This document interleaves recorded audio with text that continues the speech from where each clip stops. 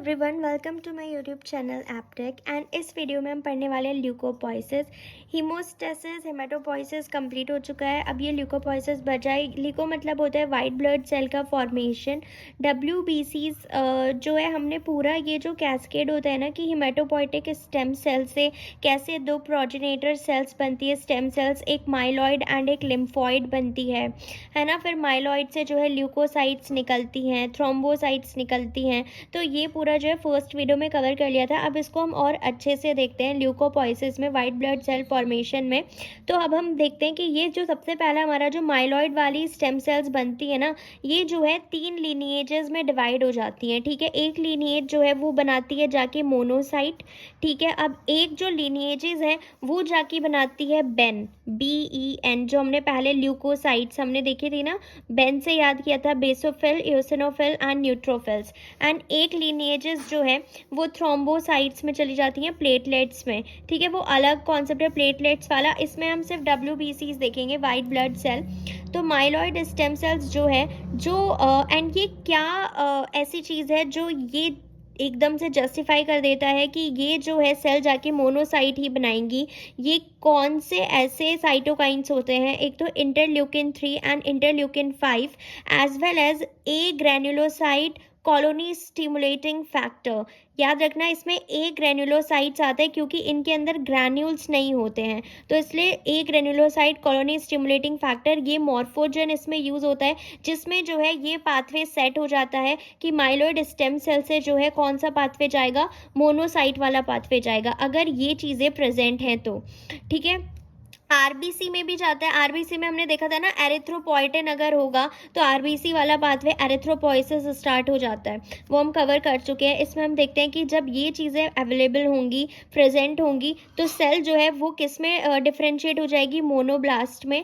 Then monoblast से हमारा बनता है प्रोमोनोसाइट एंड देन हमारी बन जाती है मोनोसाइट। ठीक है, तो एक ये लीनिएज हो गई, मोनोब्लास्ट, प्रोमोनोसाइट एंड देन मोनोसाइट्स हमारी बन जाती है। उसके बाद दूसरी लीनिएज आती है, इसमें भी हमारे इंटरल्यूकिन 3 है, ये interleukin 3 and interleukin 5, 3 and 5 interleukin, as well as ये साइटोकाइंस होते हैं, एज वेल एज इसमें होता है granulocyte colony stimulating factor. Granulocytes क्योंकि इनके अंदर ग्रैन्यूल्स प्रेजेंट होते हैं, तो ये जो माइलॉइड स्टेम सेल है, अगर ये प्रेजेंट होंगी, ये दोनों चीज़ें प्रेजेंट होंगी, तो ये डिफ्रेंशिएट हो जाएगी माइलोब्लास्ट में। अब देखो, माइलोब्लास्ट ना 3 सेल में डिवाइड हो जाती हैं। ठीक है, ये तीनों की तीनों क्या है, प्रोमाइलोसाइट है। ये basophilic promyelocyte, eosinophilic promyelocyte and neutrophilic promyelocyte. उसके बाद प्रोमाइलोसाइट के बाद माइलोसाइट बनती है, basophilic myelocyte, eosinophil myelocyte and then neutrophilic myelocytes. Then उसके बाद बैंड सेल्स बनती हैं। इसी तरीके से ये बेसोफिलिक बैंड सेल होगी, इओसिनोफिलिक बैंड सेल होगी एंड देन ये कौन सी होगी, न्यूट्रोफिलिक बैंड सेल। जैसे जैसे आप धीरे धीरे जा रहे हो ना, इनके अंदर जो न्यूक्लियस है ना, वो जो है अपना शेप लेता रहता है। फाइनली जो न्यूक्लियस है वो अच्छे से जो है अपना शेप जो है वो और ज़्यादा डिफाइन करता रहता है जैसे जैसे हम आगे बढ़ते हैं। प्रोमाइलोसाइट से myelocyte, then band cell and then finally हमारी बेसोफिल बन जाती है, जिसमें थोड़ा एस शेप्ड का न्यूक्लियस जो है वो देखने को मिलता है एंड इसमें ग्रैन्यूल्स प्रेजेंट होते हैं, बेसिक ग्रैन्यूल्स प्रेजेंट होते हैं। देन हम बात करते हैं इओसिनोफिल की, इसके अंदर का न्यूक्लियस भी ऐसा शेप ले लेता है एंड इसके अंदर भी ग्रैन्यूल्स प्रेजेंट होते हैं। इसके अंदर एसिडिक ग्रैन्यूल्स होते हैं इओसिनोफिल के अंदर, एंड न्यूट्रोफिल्स होते हैं इसके अंदर। न्यूट्रोफिल्स, इसके नाम से पता चल रहा है, इसके जो ग्रैन्यूल्स होते हैं ना, इसके अंदर भी ग्रैन्यूल्स होते हैं, वो थोड़े न्यूट्रल होते हैं, लाइक एसिडिक भी होते हैं, बेसिक भी होते हैं। इसके अभी हम एक फ्लो चार्ट देखेंगे जिसमें ये सारा डिस्क्राइब्ड है।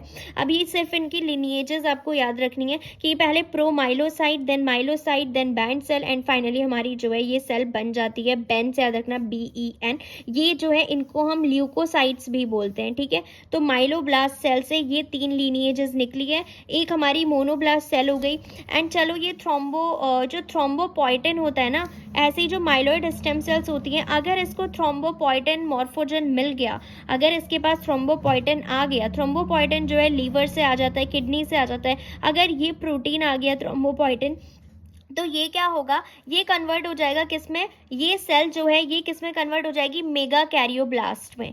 मेगा कैरियोब्लास्ट से बनाती है ये promegakaryocyte, then promegakaryocyte से हमारी बन जाती है मेगा कैरियोसाइट। एंड ये जो सेल होती है ना ये बहुत ज़्यादा ह्यूज होती है, ये बहुत बड़ी सेल होती है मेगा कैरियोसाइट। तो ये भी याद रखना, ये आगे चल के प्लेटलेट्स बनाएंगी, ठीक है। तो ये भी याद रखना, megakaryoblast, then promegakaryocyte and then mega karyocyte.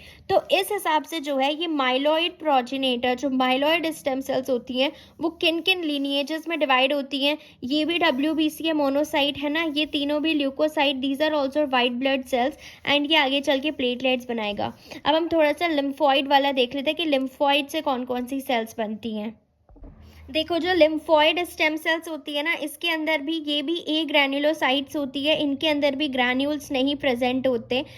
Interleukin 3 and interleukin 5 तो कॉमन ही है। अगर लिम्फॉइड स्टेम सेल्स जो हमारी बन रही हैं उसमें से अगर ये चीज़ें प्रेजेंट होंगी, ए ग्रैन्युलोसाइट कॉलोनी स्टिमुलेटिंग फैक्टर, ये बनाएगा लिम्फोब्लास्ट। सबसे पहले जो सेल बनती है वो ब्लास्ट ही बनते हैं समय, lymphoblast, then prolymphocyte and then lymphocyte. Then lymphocyte again दो लीनिएजेस में डिवाइड हो जाती है, दो टाइप में, एक बी लिम्फोसाइट होती है एंड एक टी लिम्फोसाइट होती है। इनके बारे में तो हम इम्यूनोलॉजी में डिटेल में पढ़ते हैं, ठीक है। B lymphocyte and T lymphocyte, B lymphocyte तो डायरेक्ट ब्लड में चली जाती है सर्कुलेशन में, लेकिन टी लिम्फोसाइट जो है वो मिच्योर होती है पहले थाइमस में जाके, है ना, उसके बाद वो ब्लड में आती है। तो ये वाला लीनिएज भी याद रखना है क्योंकि ये भी क्या होती है, वाइट ब्लड सेल्स ही होती हैं। तो ये लिम्फॉइड स्टेम सेल वाला लीनिएज हो गया। एंड और जो हमने दूसरा देखा था वो हमने देखा था माइलॉइड स्टेम सेल वाला, कैसे ये 3 लीनिएजेस में डिवाइडेड है, ठीक है। इसका you can take this screenshot of this, तो वो रिमेंबर करने में इजी रहता है कि यहाँ से मोनोसाइट बन गई है, फिर ये बेन बन गया है एंड देन ये थ्रोम्बोसाइट का होता है इधर से। एंड अब इसमें देखो ये वाली जो सेल्स होती है ना ये सारी हमारी बोन मैरो में बन चुकी हैं, monocyte, basophil, eosinophil, neutrophil, platelets, B lymphocyte, T lymphocytes. अब ये बोन मैरो से निकल के ब्लड में जाती है एंड इनका हम थोड़ा सा फंक्शन देखेंगे, we will not go into so much of detail क्योंकि सिर्फ एक ओवरव्यू देख रहे हैं कि इनका ओवरऑल फंक्शन क्या होता है, ठीक है। तो मोनोसाइट्स जो होती हैं सबसे पहले निकली, इनके अंदर ग्रैन्यूल्स नहीं प्रेजेंट होते हैं, ये देयर आर ए ग्रैन्युलोसाइट, ठीक है। और ये जिस कैपिलरी के अंदर जाती है ना इसको हम बोलते हैं साइनोसॉइडल कैपिलरी, ठीक है। तो ये याद रखना है, साइनोसॉइडल कैपिलरीज के अंदर जो है ये चली जाती हैं एंड इनका यही फंक्शन होता है, साइनोसॉइडल कैपिलरीज में ये जाती हैं। अब देखो यहाँ से जो है मोनोसाइट गई, ब्लड के सर्कुलेशन में चली गई, अगर यहाँ से ये टिश्यूज़ के अंदर जाएंगी तो मोनोसाइट्स जो है वो मैक्रोफेजेस में कन्वर्ट हो जाती हैं। मैक्रोफेजेस जो है थोड़ी और बड़ी सेल्स होती है और ज़्यादा ऑर्गेनल्स इसके बढ़ जाते हैं, है ना, और ज़्यादा मतलब इसका साइज़ भी थोड़ा बढ़ जाता है मैक्रोफेजेस का जब ये मोनोसाइट से मैक्रोफेजेस बनती है। एंड इनका काम क्या होता है ना, बेसिकली फैगोसाइटोसिस करना and also they are very good antigen presenting cells होती हैं। तो अभी सिर्फ इतना याद रखो, फैगोसाइटोसिस, एंटीजन प्रेजेंटिंग सेल्स, क्योंकि डिटेल में हम फर्दर पढ़ेंगे। और ऑल्सो जो ये मैक्रोफेजेस होती है ना ये अलग अलग टिश्यूज में इनका अलग अलग नाम होता है। देखो अगर ये सेंट्रल नर्वस सिस्टम में हमारे जाती है वहाँ इनको बोलते हैं माइक्रोग्लियल सेल, है ना। अगर ये लीवर में जाती है तो इनको कपफर सेल्स बोलते हैं, कपफर सेल्स। लंग्स में जाती है तो एल्वेलोयर्स मैक्रोफेजेस बोल देते हैं। एंड अगर बोन्स में जाती हैं तो ऑइस्टोक्लास्ट बोलते हैं, इनको क्या बोलते हैं, ऑइस्टोक्लास्ट, ठीक है। तो ये हो गया मोनोसाइट्स के बारे में। उसके बाद जो बेसोफिल होती है, बेसोफिल जो होती है इनके अंदर ये ग्रैन्यूल्स प्रेजेंट होते हैं बेसोफिल के अंदर। और बेसोफिल का काम क्या होता है, ये हिपैरिन को सिक्रेट करती है, इनके ग्रैन्यूल सिक्रेट करते हैं हिपैरिन को, एज वेल एज हिस्टामीन्स को सिक्रेट करते हैं। ये इन्फ्लामेशन में इसका रोल होता है हिस्टामिन का, एंड हिपैरिन तो पता ही है एंटी कोएगुलेंट होता है। तो बेसोफिल का जो है ये रोल होता है, अभी हम इतना ही पढ़ेंगे। उसके बाद इओसिनोफिल जो होती है, इओसिनोफिल जो है ना इसके जो ग्रैन्यूल्स होते हैं ना ये दो चीज़ों से मिलके बने हुए होते हैं। एक तो इसके पास कैटायनिक पेप्टाइड होते हैं, एक इसके पास होते हैं मेजर बेसिक प्रोटीन। सो इओसिनोफिल के अंदर मेजर बेसिक प्रोटीन्स होते हैं एंड कैटायनिक पेप्टाइड होते हैं जो पैरासाइट्स को मारने में हेल्प करते हैं, इओसिनोफिल्स, ठीक है। दे हेल्प्स इन किलिंग पैरासाइट्स। और इनका जो रोल होता है वो टाइप 1 हाइपर सेंसिटिविटी में भी होता है। इओसिनोफिल का रोल होता है टाइप 1 हाइपर सेंसिटिविटी में।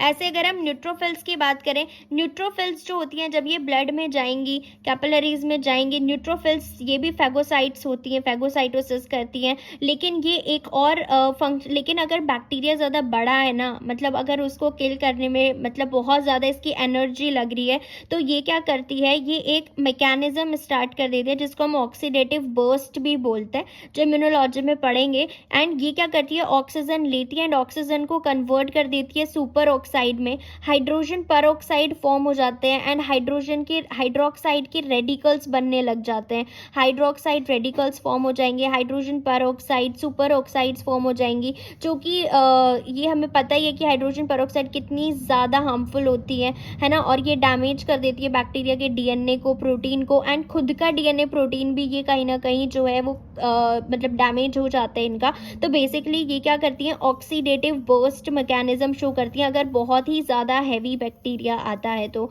अगर जिसको टाइम लग रहा हो, है ना। उसके बाद जो है नेक्स्ट हमारा आ जाता है मेगा कैरियोसाइट्स। मेगा कैरियोसाइट्स ये बताया था ये इतनी ह्यूज होती है ना, तो जैसे ये ब्लड कैपिलरीज में जाती हैं तो ये छोटे छोटे जो है पार्ट्स में ऐसे टूट जाती हैं, जिनको हम प्लेटलेट्स बोलते हैं।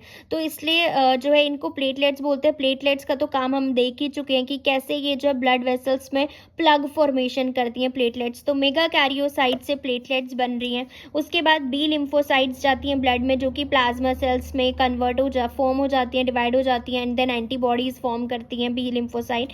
टी लिम्फोसाइट्स जो होती है पहले थाइमस में जाके मेच्योर होंगी, उसके बाद सर्कुलेशन में जाती हैं एंड ये दो टाइप की होती है, T helper and cytotoxic T cells जो एपोप्टोसिस कराती है। टी हेल्पर सेल्स जो है बी लिम्फोसाइट्स की ही हेल्प करती है ना। तो ये सब इम्यूनोलॉजी का है, बट हाँ ये वाइट ब्लड सेल्स के फंक्शन है। उसके बाद ये देखो वाइट ब्लड सेल्स के बारे में सब कुछ इसमें है। अगर इनका कंसंट्रेशन ब्लड में कम हो जाता है तो उसको हम ल्यूकोपीनिया बोलते हैं, अगर कंसंट्रेशन बढ़ जाता है तो उसको हम ल्यूकोसाइटोसिस बोलते हैं, ठीक है। और ल्यूकीमिया जो है तब बोलते हैं हम ब्लड कैंसर, हम इसको बोलते हैं ल्यूकीमिया, जब इनका कंसंट्रेशन बहुत ही ज़्यादा बढ़ जाता है, ठीक है, बहुत ज़्यादा बढ़ जाता है तो वो ल्यूकीमिया हो जाता है, जिसमें ब्लड कैंसर बोलते हैं हम उसको। एंड ल्यूकोसाइटोसिस होता है इनका कंसंट्रेशन बढ़ जाना, ल्यूकोपीनिया कंसंट्रेशन कम हो जाना। WBC इसको बोलते हैं सोल्जर्स ऑफ बॉडी, मतलब ये ही हमारी बॉडी को प्रोटेक्ट करके रखते हैं। इनको हम ल्यूकोसाइट्स भी बोलते हैं। ल्यूकोपोइसिस जो हमने अभी प्रोसेस देखा वाइट ब्लड सेल का बोन मैरो के अंदर, ठीक है। और ये दो टाइप्स की होती हैं, ग्रैन्युलोसाइट्स होती है एंड ए ग्रैन्युलोसाइट्स होती हैं, ठीक है। ग्रैन्युलोसाइट्स के अंदर जिनके अंदर ग्रैन्यूल्स प्रेजेंट होते हैं, देखो इसमें वही आ गए ना, बेन आ गई, बेसोफिल आ गई, इओसिनोफिल आ गई एंड न्यूट्रोफिल आ गई। इओसिनोफिल को एसिडोफिल भी बोलते हैं। न्यूट्रोफिल का जो न्यूक्लियस होता है ना वो मल्टी लॉब्ड न्यूक्लियस होता है, याद रखना। फेगोसाइटोसिस सबसे पहली सेल जो फेगोसाइटोसिस करने जाएगी, कहीं पे कुछ भी इन्फेक्शन होता है तो ये सबसे पहली सेल होती है जो फेगोसाइटोसिस करती है। एंड इसका जो न्यूक्लियस होता है वो कैसा होता है, मल्टी लॉब्ड होता है। एंड इसके जो ग्रैन्यूल्स होते हैं ना वो एसिडिक भी होते हैं, बेसिक भी होते हैं, तभी हम इसको न्यूट्रल्स बोलते हैं, न्यूट्रोफिल्स, ठीक है। एंड इसको हम क्या बोलते हैं, पॉलीमॉर्फो न्यूक्लियर ल्यूकोसाइट भी बोलते हैं, PMNL, पॉलीमॉर्फो न्यूक्लियर ल्यूकोसाइट। इसके जो न्यूक्लियस होता है वो मल्टी लॉब्ड होता है, ठीक है, याद रखना। उसके बाद हम आ जाते हैं इओसिनोफिल और एसिडोफिल। हमने देखा था ना ये जो है पैरासाइट्स को किल करती है, बेसिकली एलर्जी के लिए ये रिस्पॉन्सिबल होती है, उसमें ये काम आती है इओसिनोफिल एंड एसिडोफिल। इनके अंदर जो ग्रैन्यूल्स होते हैं वो कैसे होते हैं, एसिडिक ग्रैन्यूल्स होते हैं, ठीक है, एसिडिक ग्रैन्यूल्स होते हैं। एंड एक जो बेसोफिल होती है, बेसोफिल का एस शेप्ड न्यूक्लियस होता है, बेसिक ग्रैन्यूल्स इसके अंदर प्रेजेंट होते हैं। ये हिपैरिन सिक्रेट करती है, एंटी कोएगुलेंट, हिस्टामिन सिक्रेट करती है, इन्फ्लामेशन एंड सेरोटोनिन भी सिक्रेट करती है विच इज एंटी इन्फ्लामेटरी। तो हिस्टामिन इन्फ्लामेटरी होता है, इन्फ्लामेशन कॉज कराता है, सेरोटोनिन एंटी इन्फ्लामेटरी होता है। तो ये होता है ग्रैन्युलोसाइट्स, वाइट ब्लड सेल्स, ठीक है। अब एक हमारे पास ए ग्रैन्युलोसाइट्स भी होते हैं जिसमें हमारी मोनोसाइट्स आ जाती हैं। मोनोसाइट्स जो सबसे पहली लीनिएज हमने देखी थी ल्यूकोपोइसिस में, तो ये सबसे लार्जेस्ट WBC होती है मोनोसाइट्स। इसका जो न्यूक्लियस होता है वो किडनी शेप्ड न्यूक्लियस होता है, ये भी फेगोसाइटोसिस कराती है। एंड ये जो है आगे जाके टिश्यूज में मैक्रोफेजेस भी बना लेंगे, हमने डिफरेंट मैक्रोफेजेस भी देखी है ना, क्या क्या बोलते हैं इनको टिश्यूज में।